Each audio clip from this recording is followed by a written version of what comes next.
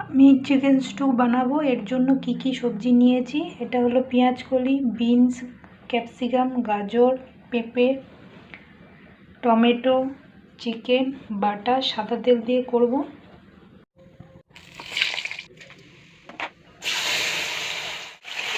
এক চামচ রসুন, চামচ পেঁয়াজ বাটা, মাংসটা দিয়ে বাকি শুকনো মশলাগুলো দিয়ে দেবো। শুকনো মশলা, নুন, চিনি, গোলমরিচ, জিরে, ধনে এগুলো আমি সলিড নিয়েছি। সলিডে ভালো হয় তাই সলিড নিয়েছি। সাথে ধনে পাতাগুলো দিয়েও নাড়াবো। আর আমি স্যুপের টমেটোটা একটু বেশি করেই দেবো, কারণ কি খুব ভালো লাগে টমেটোটা একটু বেশি করে দিলে। আমার মাংসটা কষানো হয়ে গেছে, আমি প্রেসারে দিয়ে 5-6টা সিটি মেরে নেব।